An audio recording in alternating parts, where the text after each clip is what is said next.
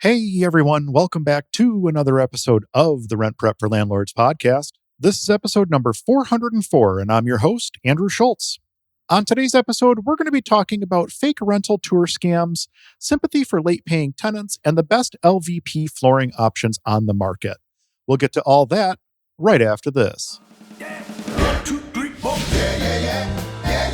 Welcome to the Rent Prep for Landlords podcast. Now your host, Andrew Schultz. Before we jump into today's episode, have you had the chance to join our free Rent Prep for Landlords Facebook group? Our group members get access to our Sherwin-Williams and PPG paint discount programs, can ask questions in our monthly Ask Me Anything sessions, and if you have a question or a situation that you've never encountered before, or just need to bounce an idea off a group of over 13,000 housing providers, this is the place. If you haven't checked it out yet, do it today over at facebook.com/groups/rentprep. Don't forget to mention the podcast when answering the questions so we know how you found us. We're going to go ahead and start things off this week with an In the News segment. This one comes to us via Channel 9 WCPO in Cincinnati. Title of the article is Rental Scams Worsen as Fake Landlords Offer Home Tours, and this one was written by John Matrice. Let's go ahead and jump right in here. Spring is peak rental season when millions of Americans look for new places to live, but with rents high and rental homes hard to find, scammers are lurking everywhere. And the rental scam is getting even more sophisticated. Victoria Wells found the perfect home for rent on Facebook Marketplace on a quiet Covington, Kentucky street. It was perfect, the most beautiful one I'd seen in a long time, she said, of the $1,200 a month home. The landlord gave Wells and her roommate the code to an orange lockbox on the door so they could get inside. They walked through the home and immediately messaged the landlord that they wanted to take it. We loved it, she said. So they sent a $400 deposit through a money app. We went ahead and cash apped him to hold it, she said. But it was the last they heard from the landlord. It turns out he wasn't really with the rental company at all, but instead was just a scammer. Earlier this year, Brandon Smith and Shelby Moore found the perfect rental home for $1,000 a month. It was a dream come true for us, the Hamilton, Ohio couple said. They even shot videos of their first walkthrough inside with their 2 children after getting the code to the front door from the landlord. We were all excited about it, ready to move in and everything, Smith said. But as they were moving in, they say a man stopped to inform them that it wasn't their house, even though they had signed a contract online and got the front door code as well as Venmo'd a $1,000 deposit. They too had fallen for a rental scam. It sounded realistic at the time because we were just so excited about it, Smith said. This is happening more and more these days because the scam keeps getting more and more sophisticated. Scammers find a home for sale or rent and copy all the photos.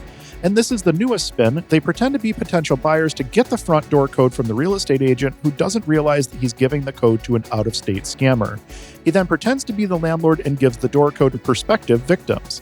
So don't let this happen to you. The FTC says be suspicious of rental listings if 1. The landlord wants a deposit before you've met in person, 2. The landlord is out of town and has no time to meet you, 3. You can't go inside the home, 4. You simply go inside the empty home, only with a door code the landlord gives you via text message. 5. The landlord asks for a deposit via Venmo, Zelle, Cash App, or gift cards, which are all untraceable. Or 6. The price is much lower than similar homes or apartments. Victoria Wells' dream home now has a note taped to the door warning others, saying if you found this listing on social media, you were probably being scammed, but unfortunately it's too late for her. We're out money, and that's a lot of money to be out on a fixed income, she says. We called and texted her landlord, but no one returned our messages. Brandon Smith and Shelby Moore, in the meantime, have set up a GoFundMe page to try to rebuild their funds. In the end, if the price seems very low and you can't meet the landlord in person, it may be a scam, so don't waste your money. And again, this one comes to us via WCPO out of Cincinnati, Ohio.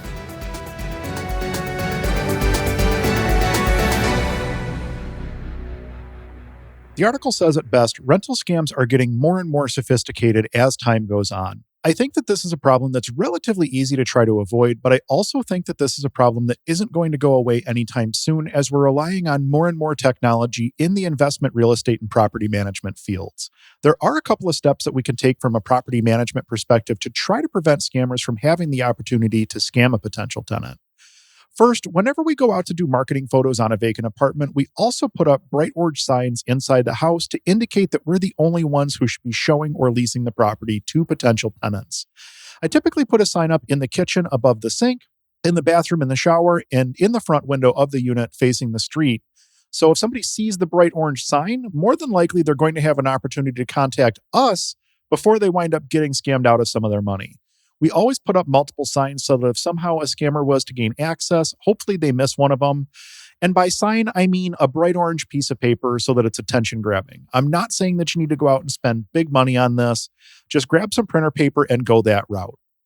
Our sign says, word for word, if you are not viewing or leasing this apartment directly with Own Buffalo, you are being scammed.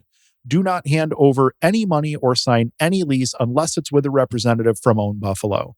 If you suspect you're being scammed, please call the police, followed by calling Own Buffalo at, and then it lists our office number. And that's the whole sign. We just put it in big letters right in the front window, and then hopefully people see it. And we have had some people that have seen the signs over the course of the years, so they do work. The next thing that I wanted to mention is that it's important to watermark your photos before you use them in an ad. And I think that they mentioned this in the article. But essentially, you want to put your name, your company's name, the property address, a phone number, something across the middle of the photo such that it cannot be cropped out or edited out of the photo easily. Basically, what you're trying to do is prevent someone from stealing your images and using them on their ad. You can do this with pretty much any photo editing software out there. Anything that you might be accustomed to using, or you could literally do it from your smartphone using an app like Canva or any of the other photo editing apps that are out there. We typically put our company name on our images right across the center of the image so that somebody can't steal them and use those images in their ads. Moving on, and I think this one goes more or less without saying, but be sure to check your vacant rental properties on a regular basis, even the ones that aren't listed for rent. It's very, very easy for someone to find out that an apartment has gone vacant when they live in the neighborhood, or when they see someone is moving out, or just recognize the fact that there's no one coming and going from an apartment or a home anymore, and eventually that's going to make it a target for either squatters, thieves, or scammers. Some people will go so far as to install security systems or cameras or lights on timers or whatever, but honestly, just making sure that you pop in on a regular basis to ensure that the property remains secure goes a long way. Keep in mind, if you do wind up getting scammed and someone winds up moving into your unit, chances are that you're going to have to go through the full eviction process to remove that person from your apartment. More often than not, it doesn't matter if the person was scammed. Once they have physical possession of the unit, you are the one left to deal with the consequences. And more often than not, that's going to require a full eviction based off the eviction laws in your state. So something like this, preventing something like this from happening should certainly be a top priority. Obviously, there's always going to be scammers, and there are always going to be people that get taken advantage of by those scammers, but there's just a few things that you can do to try to prevent it from happening to you and your prospective tenants. Hope this information helps.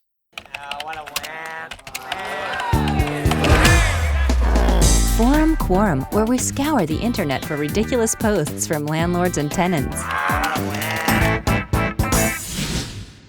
We're going to keep trucking right along here into our Quorum segment. This one comes to us via the Rent Prep for Landlords Facebook group. Let's go ahead and take a look here. Tenant says that she was mugged and had her car stolen. She says that the rent will be late and just asked for us to be patient while she gets everything straightened out. I'm glad that she's communicating with us. She's been a good tenant so far. How do you all handle something like this? And do you waive the late fees? And again, this comes to us via the Rent Prep for Landlords Facebook group. I think the best way for me to answer this question is to explain how we handle our delinquent tenants and what our delinquency and eviction process looks like.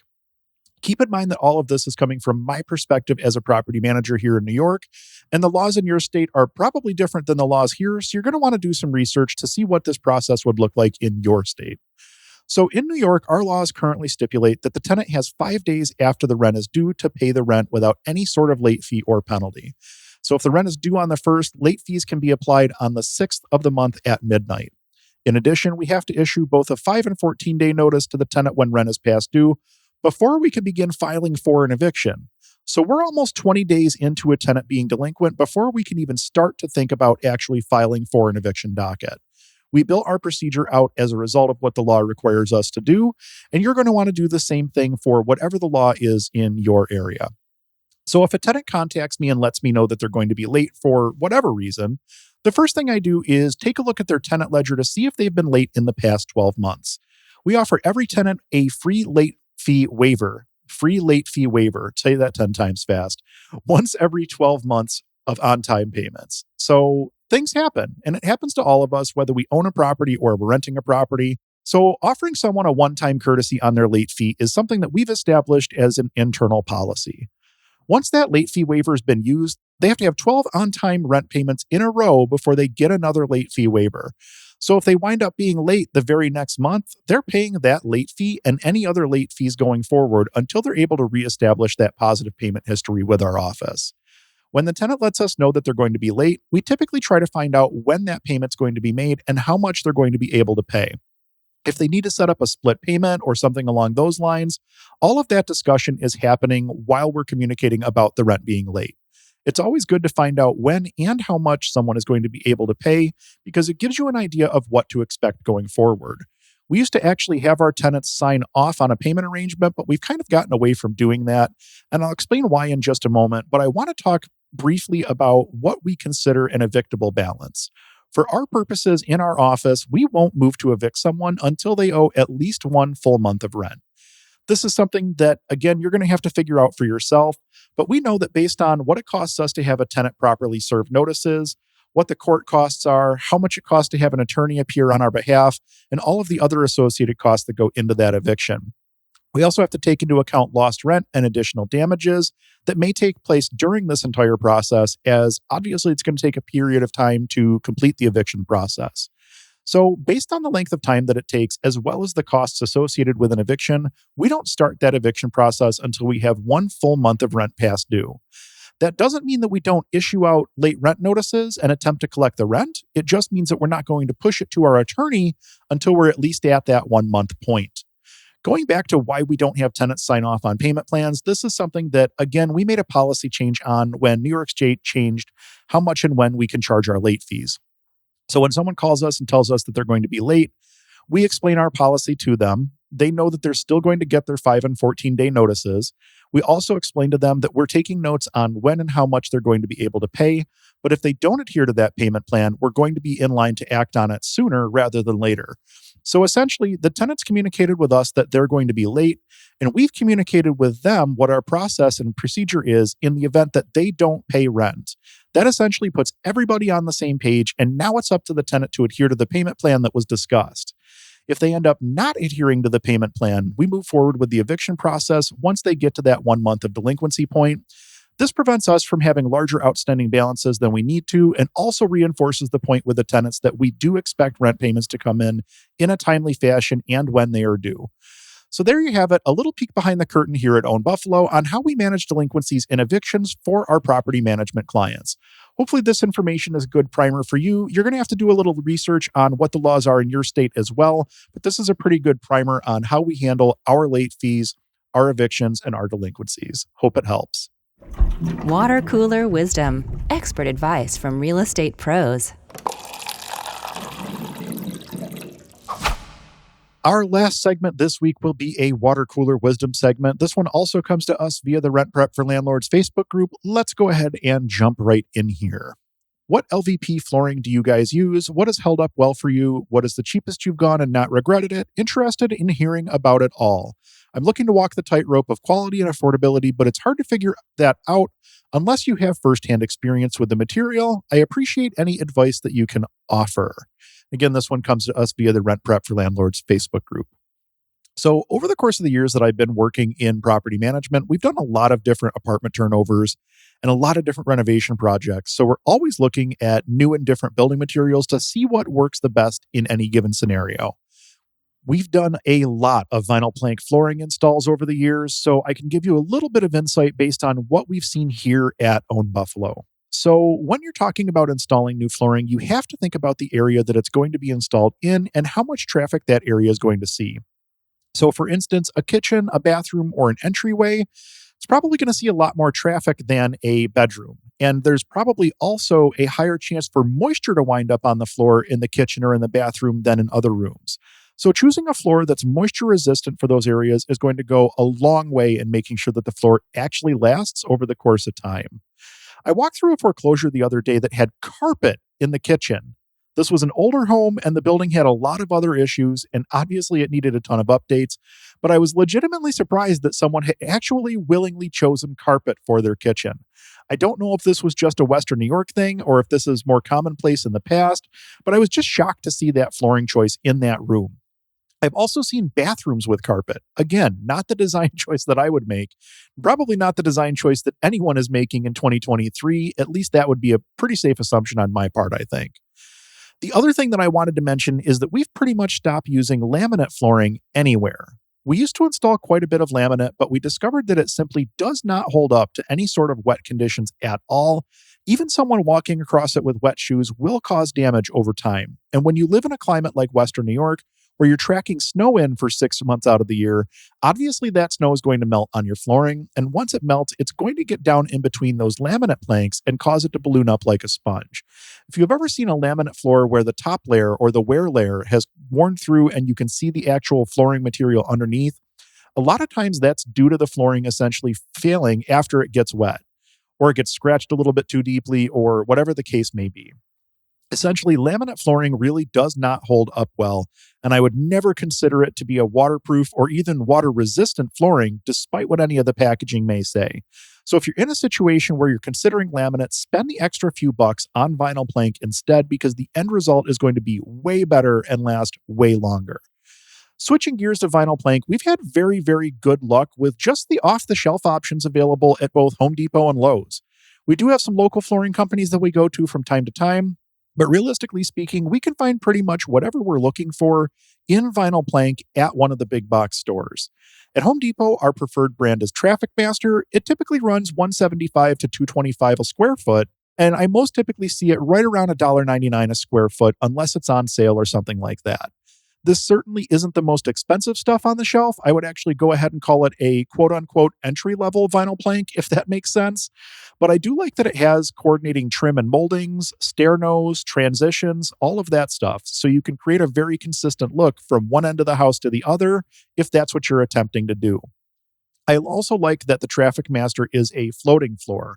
There's no glue involved in the installation. The Traffic Master is click-lock type product, as opposed to the style that has like an adhesive strip around the edge or something that you would have to glue down. It's very, very easy to cut this flooring to whatever size or shape you need while installing it.